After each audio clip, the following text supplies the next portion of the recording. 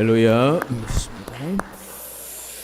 우리 인생은 때로 사면 초가의 어려움을 만나거나 말할 수 없는 고난을 당할 때가 있습니다.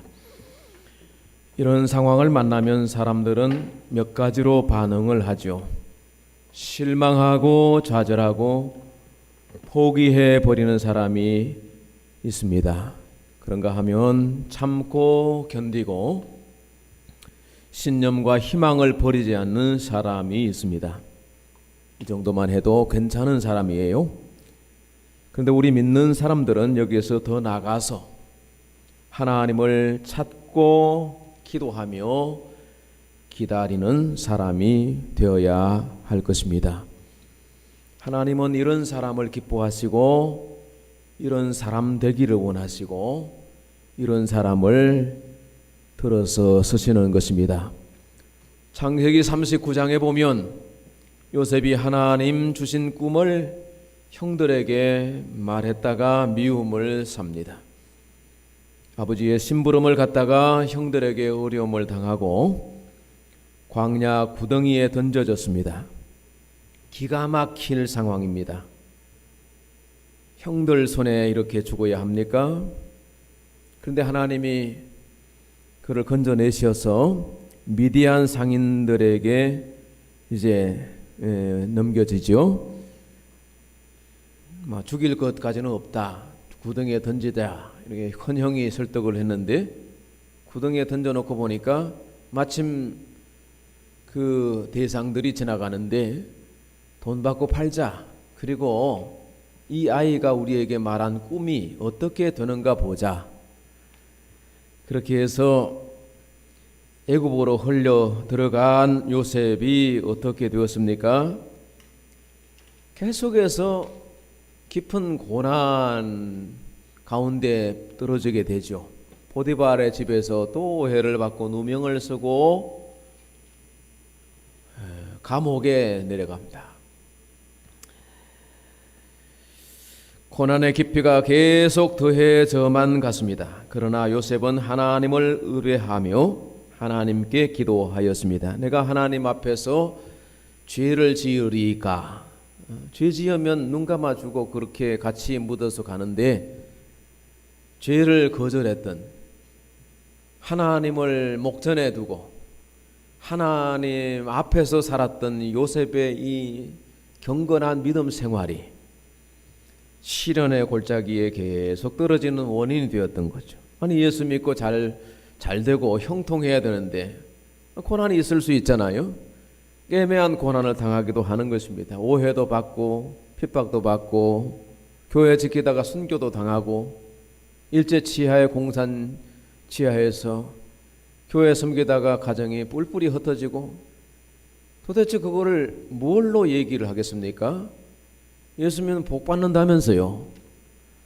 그게 다 일반룰로 해석할 수 있는 건 아니라는 겁니다. 하나님의 무슨 뜻이 있을 거야. 그렇게 하나님의 섭리 가운데 인도하시는 길이 있는 거예요. 그러니까 고난을 당해도 우리가 이 고난은 죽는 고난이 아니잖아요. 우리 속에 하나님의 생명이 있기 때문에 하나님을 의뢰하면 하나님이 죽이자고 우리를 구덩이에 던지시는 게 아니라는 거예요. 요셉은 그걸 아는 거죠. 그 고난 가운데 있을 때도 하나님을 주목하고 하나님께 기도하던 요셉에게 하나님이 지혜를 주시고 꿈을 해석하는 통찰력을 주시잖아요. 그리고 큰 그릇, 하나님이 넓은 마음을 그에게 주시는 것입니다.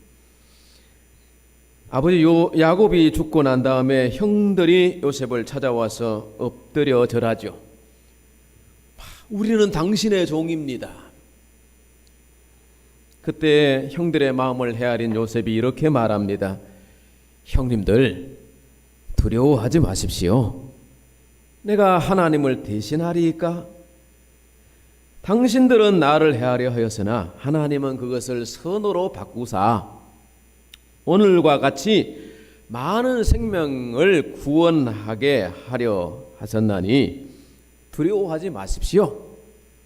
내가 당신들과 당신들의 자녀들을 기르리이다. 얼마나 큰 마음이에요. 인간적으로 얼마나 원통했겠습니까? 왜 미운 생각이 없었겠습니까?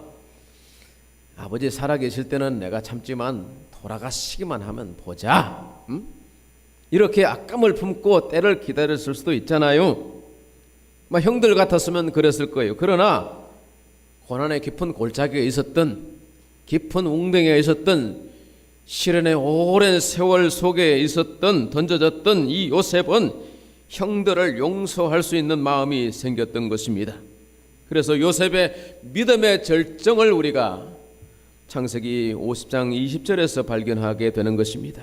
오늘과 같이 많은 생명의 구원자가 될 수 있었던 것, 또 생명의 부양자가 될 수 있었던 것, 하나님의 은혜입니다. 모든 것이 하나님의 인도하심입니다. 이런 고백인 것입니다.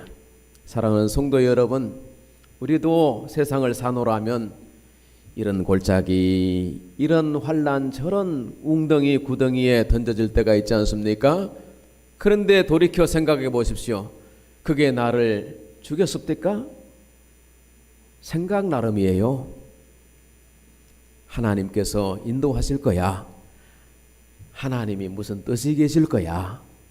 그러면서 하나님과 소통하는 거예요.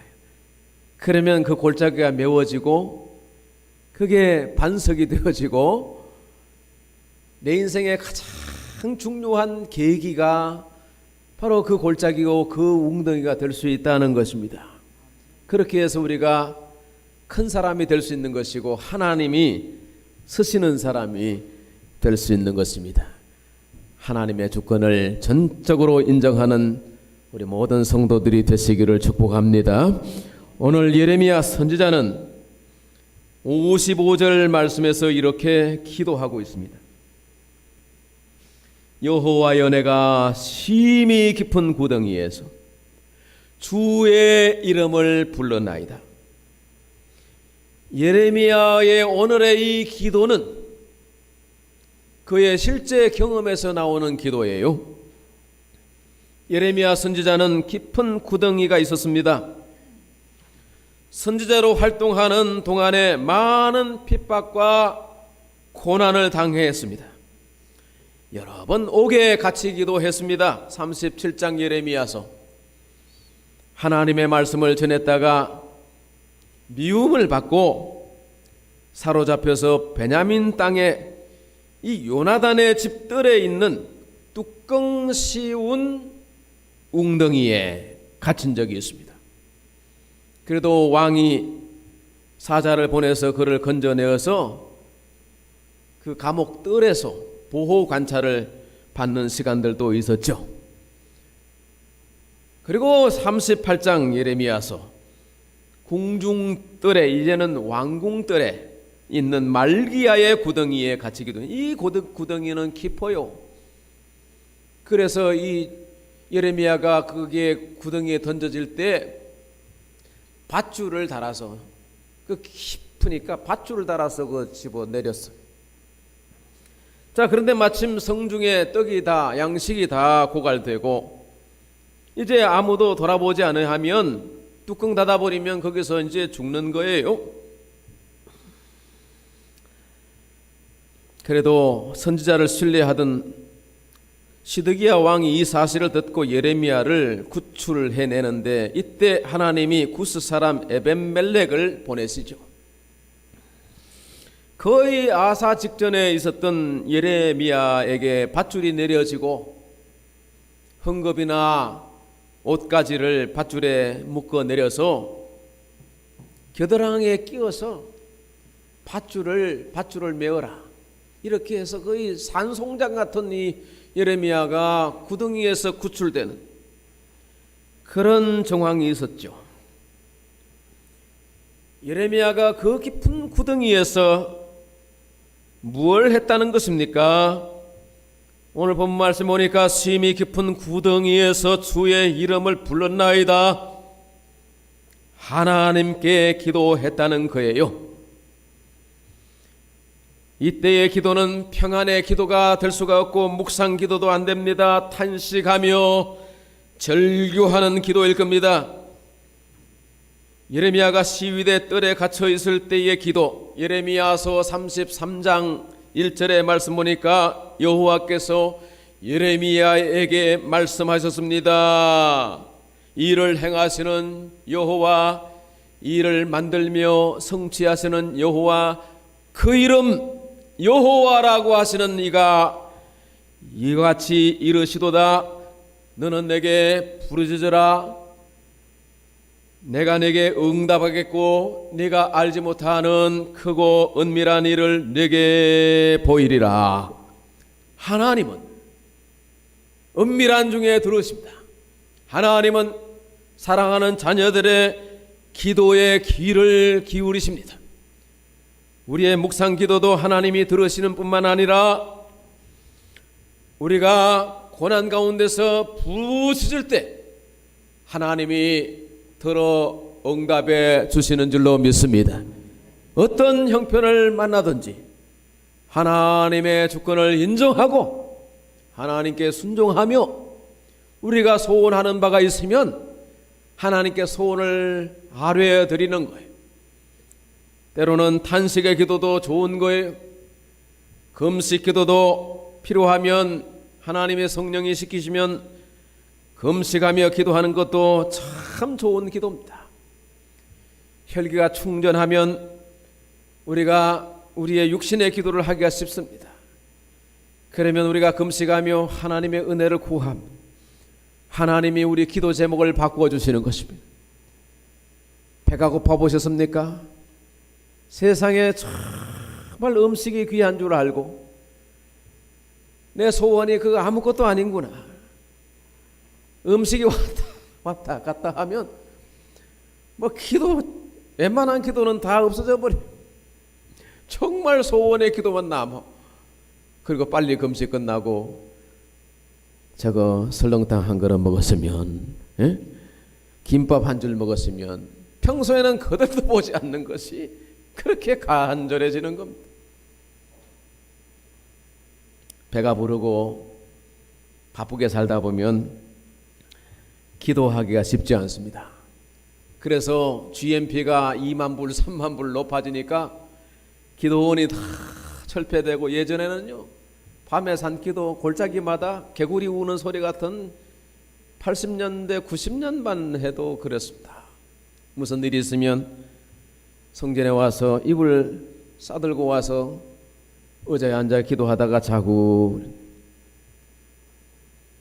지금은 어떻게 된 것인지 기도가 점점 식어지는 거예요. 사랑하는 성도 여러분, 고난을 만나야 기도하시겠습니까? 깊은 구덩이가 생겨야 그 구덩이 속에서 빠져서 하나님께 절규하며 기도하시겠습니까? 정말 은혜의 시대는요 별 걱정이 없는 때입니다. 그때 기도할 수 있는 사람이 진짜 영성 있는 사람이에요. 오늘 이 시대에 이 코로나의 큰 웅덩이 속에 있는 우리에게 하나님이 요구하시는 것이 기도입니다. 여러분 무시로 기도할 수 있기 바랍니다. 쉬지 말고 기도하라. 할렐루야. 만주 영길에 함주익이라는 장로가 있었습니다. 공산당 위협이 거세지면서 이게 좌익 우익이 갈라지. 그 만주 땅은 중국 땅인데 옛날에 우리나라 땅인데 그게 피난 가서 독립운동하는 사람 이런저런 사람들이 이제 흘러 들어가서 이제 공동체 영길만 해도 참 용정 영길이 얼마나 큰 도시입니까? 근데 이 공산당 일당들이 이 함주익 장로를 몰아세웁니다. 너 간첩이지. 응? 그러면서 총살을 하려고 산아래 구덩이 쪽으로 끌고 갔습니다. 이 함장로가 죽음을 피할 수 없는 줄 알고 우두머리에게 이왕 죽게 될 거 10분만 기도하게 해달라고 부탁을 드리죠. 산 사람 소원도 들어줘야 되겠다. 그래서 허락을 받고 기도할 수 있는 시간을 얻습니다. 눈을 감았는데 탁 눈물이 흐르면서 하나님 지금까지 살려주신 것만 해도 이 격동의 세월을 지나오면서 고향 떠나서 이렇게 이역만리의 남의 집에 살면서 조국의 독립을 보려고 했는데, 이 독립은 해방은 왔는데 이 나라가 갈라져서 마음이 찢어지고 서로 이렇게 죽이고 죽고 하는 이런 시대가 되었으니, 일본의 나라 빼앗기고 수탈당한 것도 억울한데 우리 민족이 갈라져서 이렇게 하니 얼마나 원통하고 부끄럽습니다. 이렇게 막 구굴절절 부르짖어 기도하는데 앞에 총을 들고 있던 이 공산당 일당들이 눈시울이 붉어지면서 이 사람은 죄가 없는 사람이다, 그러더니 하나둘 떠나버리고 말았습니다. 과연 생명은 하나님께 있구나. 하나님께 감사 기도를 드리고 집으로 돌아왔답니다. 그리고 얼마 후에 또 소금을 사러 다른 마을로 갔다가 오는데 공산당 원내인데 또 잡혔습니다. 네가 금지구역을 다니는 걸 보니까 확실히 간첩이로다. 전에는 어떻게 해서 죽음을 피하는지 모르지만은 이번에는 어림이 없다. 그러면서 이번에는 교수형을 내리기로 하고 나무 아래로 끌어가서 나무에다 밧줄을 걸고 목에 줄을 달아놓고 밑에 돌을 하나 이렇게 괴어놔서 돌만 빠지면 이제 죽는 거예요. 함장로는 이번에도 기도할 수 있는 시간을 달라고 합니다. 그러나 그들이 비웃으면서 기도해도 소용이 없다, 기도 시간을 줄 수 없다. 그러고서 이제 돌을 뺄 찰나인데 급박한 그 순간에 하나님께 기도합니다. 아버지, 내 영혼을 받아주십시오. 하나님의 뜻이 계시면 살려주십시오. 그런데요, 그 우두머리 하나가 동료에게 이렇게 말합니다. 우리는 시간이 없으니 네가 여기서 이 사람 죽는 걸 보고 와서 보고하거라. 그러고는 떠나버리고. 그런데 위임 맡은 그 사람이 다 가고 난 다음에 이 함장로의 목줄을 가만히 풀러주면서 빨리 도망가라고 합니다. 사랑하는 성도 여러분, 하나님은 믿음의 기도에 응답하시는 분이신 줄 믿습니다. 하나님이 가장 사랑하시던 이스라엘 왕 중의 왕 다윗을 하나님이 형통하게 하셨잖아요. 다윗을 쓰시려고 하다 보니까 다윗에게 필요한 것이 고난의 웅덩이인 것 같아요. 그래서 일반 감옥이 아니라 이 다윗은 쫓겨다니는 이 피난민 생활을 13년을 하죠. 블레셋 땅에 숨어 들어가기도 하고 미친 채 하면서 망가지기도 하고요, 동굴 속에 은거하기도 하고 사울에게 쫓기는 오랜 시간들이 있었습니다. 시편 40편 1절에 다윗은 고백합니다. 내가 여호와를 기다리고 기다렸더니 귀를 기울이사 나의 부르짖음을 들으셨도다. 나를 기가 막힐 웅덩이와 수렁에서 끌어올리시고 내 발을 반석 위에 두사 내 걸음을 견고하게 하셨도다. 할렐루야. 동굴에 숨어 들어갔는데 사울의 군사들이 추격하러 온 겁니다. 이제는 도가내던 쥐 신세가 되었어요. 근데 왕이 용변을 보러 동굴에 들어오지 않습니까? 절호의 기회가 오잖아요. 그러나 왕의 옷자락을 살짝 베어서 왕이 떠나고 난 다음에 그 언덕 위에 서서 이 옷이 임자가 누구냐? 당신들은 악하게 나를 대적하지만은 나는 여러분을 선대하였으니 하나님이 기억하실 거라고 그러잖아요. 하나님이 그렇게 웅덩이에서 건져내시는 거죠. 또 한 번은 또 동굴로 피해 들어갔는데 또 군사들이 추격해서 이제는 사면초가요. 그런데 조그만 벌레 한 마리를 보내셨어요. 거미줄을 막 치는 거예요. 그 수색조가 와서 이 동굴에 거미줄이 이렇게 있으니까 그 들어갈 리가 없잖아요. 그래서 돌아가는 겁니다. 기가 막힐 상황이잖아요. 깊은 수렁이잖아요. 근데 하나님은 그때마다 내 기도를 들으셨다는, 여호와를 기다리고 기다렸더니 귀를 기울이시고 나의 부르짖음을 들으셨도다. 이것이 다윗의 고백이에요. 오늘 예레미야 선지자도 하나님은 나의 기도에 응답하셨다고 진술하고 있습니다. 본문 56절 말씀이죠. 주께서 이미 나의 음성을 들어서 사오니, 하나님은 내 기도를 들으셨다는 거예요. 하나님은 나의 기도를 들으셨어. 하나님은 나의 인생에 그 경각간에 처할 때 하나님이 내 음성을 들으시고 기가 막힐 웅덩이 수렁에서 건져내셨도다.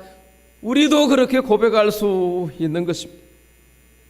내가 부를 때에 나 여호와가 응답하겠고 내가 부를 때에 내가 여기 있다 하리라. 시편 94편 말씀에 보면 귀를 지으시니가 듣지 아니하시랴, 눈을 만드시니가 보지 아니하시랴. 하나님은 우리를 보고 듣고 알고 계십니다. 출애굽기 3장 말씀에 보니까 이스라엘의 고통 중에 부르짖는 소리를 그때는 아무런 응답이 없어. 그러나 하나님 말씀하시기를 내가 보고 듣고 알고 있었다고. 그리고 그들을 인도하여 이끌어내고 구원자를 보내서 이끌어내서서 내가 가나안 땅 약속의 땅으로 불러들여 인도하리라, 이렇게 말씀하시잖아요. 하나님의 무슨 계획이 계시는 거예요. 분명한 사실은 하나님은 우리 살아가는 자녀들의 기도를 들으신다는, 너희가 악할지라도 자식에게 좋은 것을 줄 줄 알거든 하물며 하늘에 계신 너희 아버지께서 좋은 것을 너희에게 주시지 않겠냐. 하나님이 성령을 주시지 않겠냐. 하나님은 좋은 것, 가장 좋은 것은 성령 받는 거예요. 오늘 저와 여러분에게 성령이 계신 줄 믿습니다. 하나님의 성령으로 말미암아 하나님을 알고 하나님께로 돌아올 수 있잖아요. 자명종 맞춰놓고 교회 오셨어요? 오늘도 하나님의 집에 가야 할 날이구나. 하나님께 예배하는 것이 나의 의무지. 내 삶에 가장 으뜸되는 시간을 하나님께 드리기로 결정을 했잖아요. 그 결심한 이후부터 우리가 주일 성수하고 새벽 기도하고 헌금 생활하고 청소하고 연약한 자를 돌보고 주님의 목자의 역할, 교사의 역할을 하는 거예요. 의무로 그 앉아서 예배 반주합니까? 아니잖아요. 은혜잖아요. 은혜잖아요. 하나님이 나의 길을 인도하시고 나의 기도를 들어주셨다는 것, 이것을 우리 모두가 진심으로 고백할 수 있게 되기를 축복합니다. 옛날에 수대문에 영천시장이라고요. 그쪽 동네는 제가 잘 몰라서 영천시장이 지금도 있는지요? 거기에 콩나물 장수들이 많았어요. 한 여인이 콩나물을 길러서 새벽마다 머리에 이고 가서 시장에 팔아 아이들과 생활을 했답니다. 그런데 이 여인이 새벽 시장에 가기 전에 항상 들리는 곳이 어디냐 하면 교회. 옛날에는 동네마다 교회들이 종을 쳤잖아요. 초정을 한 20분 30분 전에 치면 땡그랑 치고, 또 초종이 있고 제종이 있어요. 그리고 11시 정시간 되면 그냥 예배 시작하는 거예요. 초종을 듣고 이제 깨가지고 이제 새벽 기도 가는 거예요. 제종 치면 이제 떠나는 거예요. 아이들은 그 새벽에 자다가 엄마 또 새벽 기도 가시는구나. 종소리와 함께 깨어나서 부스럭부스럭 준비해서, 그렇게 잠도 모자라는 이 여인이 거드는 일도 많고 콩나물도 길러야 되고 이렇게 힘든데 새벽마다 종소리 듣고 교회 갔다가 콩나물 씨루이고 또 장에 가는 것입니다. 그 여인의 기도는 우리 자식들 다 믿음 생활 잘하도록 하나님을 아는 성공자가 되기를 기도했습니다. 그 자녀들이 다 잘 됐는데요. 아들 중에 하나가 그러니까 약방을 하나 차렸는데 그게 제약회사가 돼. 사업에 성공했어요. 이제 회사 이름을 정해야 되는데 이 아들이 가만히 돌이켜 생각해 보니까 내 오늘 성공이 어머니 기도라. 내가 오늘 이렇게 된 것이 새벽 종소리요. 그래서 회사 이름을 종건당이라고 짓습니다. 지금도 저기 서대문 어디에 종건당 큰 빌딩을 짓고 얼마나 큰 일을 많이 하고 있는지 기업의 정신이 뭐냐? 새벽종이라는 거예요. 그 새벽종이 뿌리가 되어서 어머니의 기도가 뿌리가 되어서 오늘 내가 있노라고 하는 고백인 거예요. 하나님이 없는 사람들은 내가 투자를 잘한 거야. 내가 운이 좋았어. 내가 열심히 공부해서 합격한 거지. 죄송하지만 은혜를 모르는 사람이죠. 근본을 망각한 사람이죠.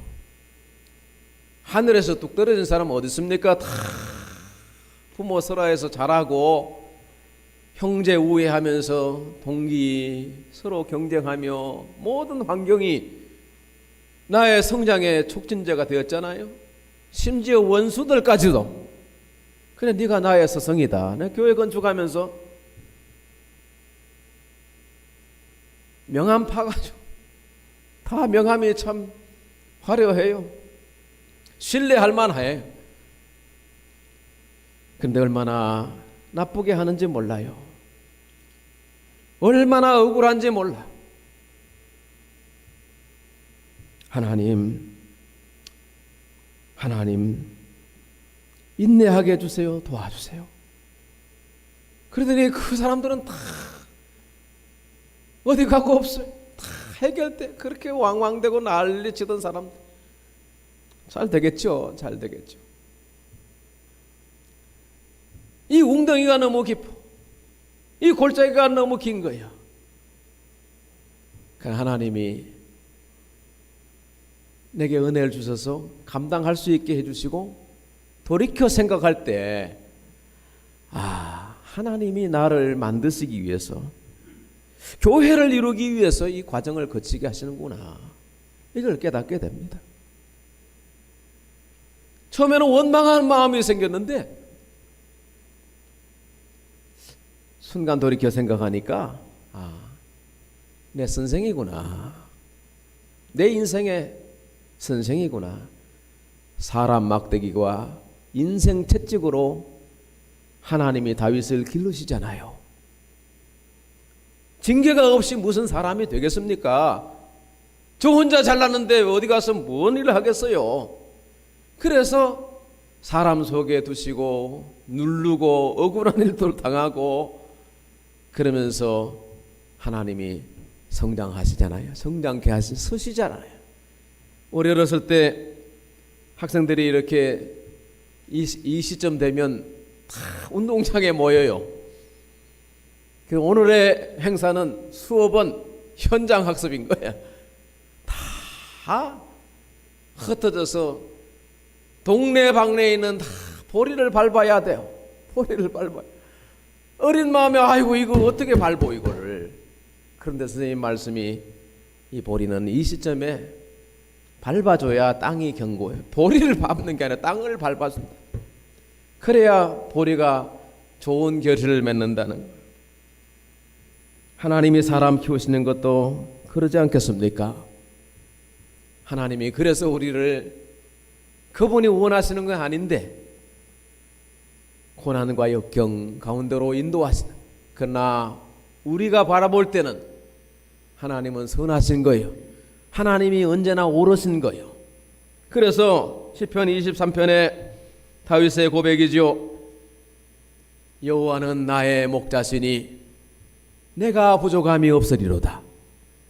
그가 나를 푸른 초장 쉴만한 물가로 인도하시는도다. 할렐루야. 하나님이 내 인생의 주인이라는 거예요. 주권자라는 것입니다.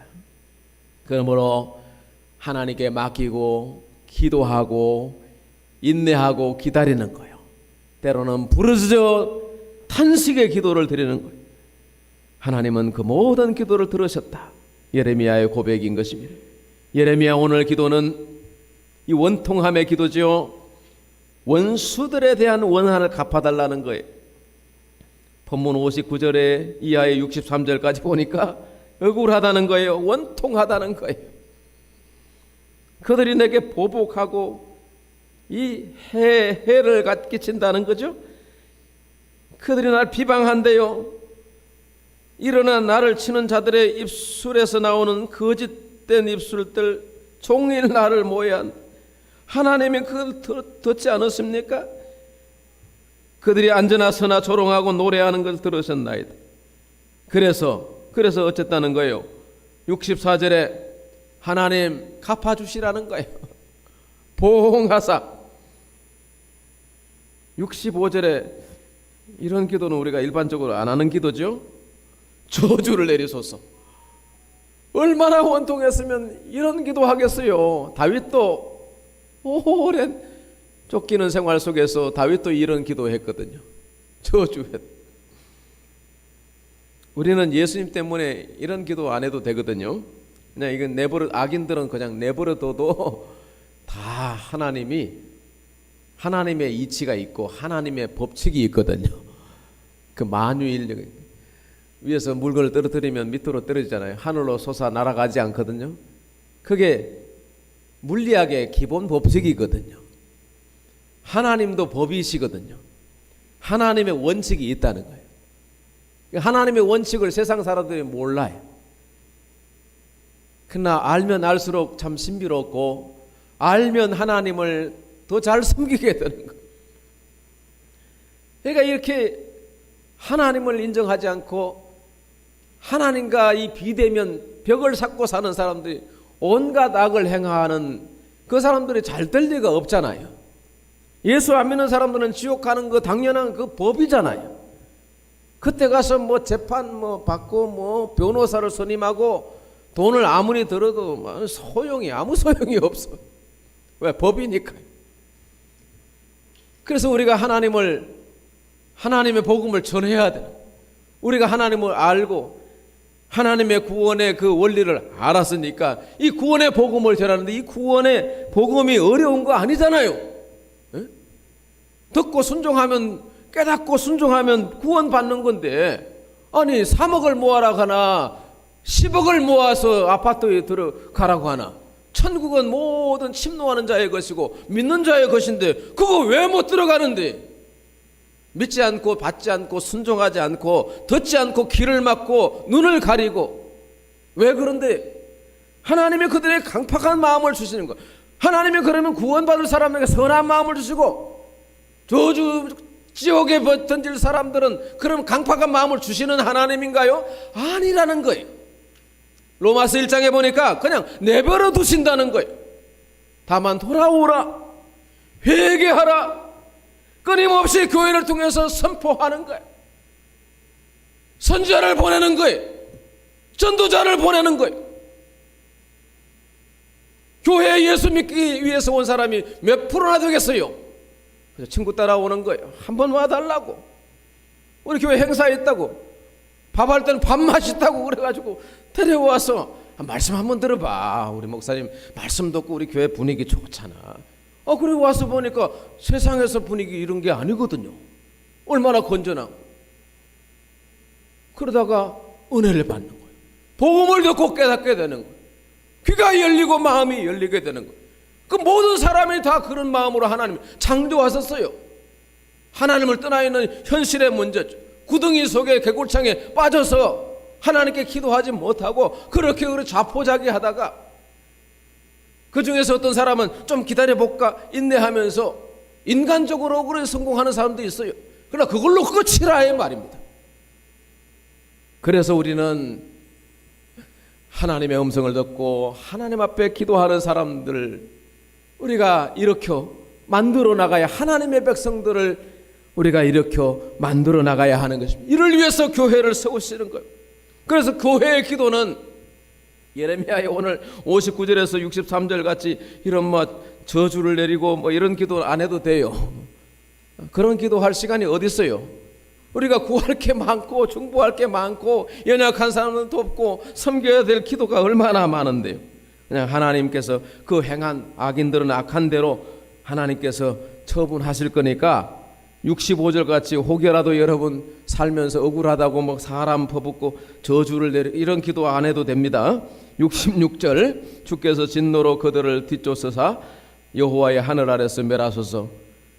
당연히 법대로 하나님 집행하시는 거니까 다만 우리의 기도는 예수 그리스도 안에서의 통찰력을 얻습니다. 예수님은 오셔서 많은 고난을 당하셨죠. 채찍맞고 억울한 재판받고 사형에 처해졌습니다. 자기를 변론할 수 있는 시간을 주셨는데 침묵하셨잖아요. 네가 유대인의 왕이냐? 내가 유대인의 왕이냐? 그 말밖에는 예수님 한 말씀 안 하시고 십자가 위에 달려서 죽기 직전에 예수님 뭐라고 말씀하셨어요? 주여 아버지 저들의 죄를 사하여 주십시오.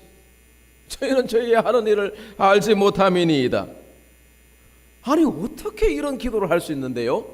예레미야는 깊은 구덩이에서 저주를 내리 원통 갚아달라고 기도하는데 그 예레미야는 사람이고 예수님은 하나님의 아가페로 오신 구원자이시니까 얼마나 다른 기도예요. 우리도 사람이지만 때로 억울할 때가 있고 원통할 때가 있죠. 그럴 때 하나님 원통합니다. 하나님이 아시지요. 하나님이 인내하게 해주십시오. 오래 참게 해주십시오. 괴사를 행하지 않게 해주십시오. 내 입술에 파수꾼을 세워주십시오. 진리의 말씀을 전하게. 우리가 한 입으로 축복을 말하고 저주는 할 수 없잖아요. 예수 그리스도처럼 사하여 주십시오. 긍휼히 여겨주십시오. 중보하는 거예요. 그러면 하나님이 야, 너 참 그 인간 괜찮네. 그래가지고 하나님 쓰시는 일이 있다 이거예요. 예수님 말씀하셨습니다. 만일 네 형제가 죄를 범하거든 경고하고 회개하더는 용서하라. 에베소 4장 32절 서로 친절하게 하며 불쌍히 여기며 서로 용서하기를 하나님이 그리스도 안에서 너희를 용서하심 같이 하라. 사람이 죄를 범하거든 이런 번씩 7번까지도 용서하라. 용서하는 사랑, 덮어주는 사랑이 큰 사랑입니다. 예레미야 기도를 통해서 예수 그리스도를 바라봅니다. 예레미야 기도도 다 응답이 되거든요. 하나님은 그 모든 이런 기도도 하나님 들어주 저주를 내리소서 원통을 갚아주십시오. 예레미야 52장을 집에 가서 한번 읽어보십시오. 여호와께서 예루살렘과 유다에 진노하셨다고 되어 있고 예루살렘 성은 갈대아 군대에 포위당하고 유다 땅에 극심한 기근이 들고 양식이 떨어져서 굶어 죽어가는 중에 자식들을 삶아먹고 오늘은 내 자식은 네 자식은 내일은 내 자식 이런 아비규한 상황이 전개되죠. 성이 함락되는 중에 왕과 대신들이 야반 도주를 하는데 17평지에서 군대에 붙잡혀서 능욕을 당하고 왕의 아들들이 아버지의 목전에서 맞아 죽고 왕은 두 눈이 뽑히고 사슬에 매여서 감옥에 갇히고 대신들과 거짓 선자들은 모두 죽임을 당하고 말았습니다. 의인의 기도를 들으시는 거예요. 이 기가 막힌 웅덩이에서 이역 땅에 포로되어서 모든 걸 잃어버리고 개돼지처럼 짐승처럼 살면서 그때 기도해야 되겠습니까? 일찍이 선지자의 말씀을 듣고 깨달았으면 좋았을 걸. 그러면서 이스라엘 백성들이 포로되어 간 바벨론 여러 강변에서 쉬는 시간만 앉아서 수금을 버드나무 가지에 걸어놓고 시온에서 노래 불렀던 성전에서 찬송했던 그때가 좋았었는데 의할고 의하고 그러면서 울면서 호소하던 기도가 예레미야 애가서예요. 기뻐하며 찬송하며 감사하며 기도할 때가 행복한 거예요. 때로 우리에게 고난이 있을지라도 웅덩이가 있을지라도 까짓건 하나님이 함께 하시는데 그 중에서도 늘 기도하면서 하나님의 주권을 인정합시다. 그리고 우리가 다윗처럼 예레미야처럼 이렇게 주옥같이 쓰임받을 수 없다고 하더라도 하나님이 시대마다 저와 여러분을 들어서 쓰시는 믿음의 그릇들이 되시기를 주의 이름으로 권면합니다. 하나님 아버지 감사합니다. 말씀을 듣는 우리에게 성령의 깨닫게 하심과 하나님의 말씀에 전적으로 순종하여 응답해 갈 수 있는 진리의 사람들이 되게 하여 주시옵소서. 예수님의 이름으로 기도합니다. 아멘. 363장 찬송입니다.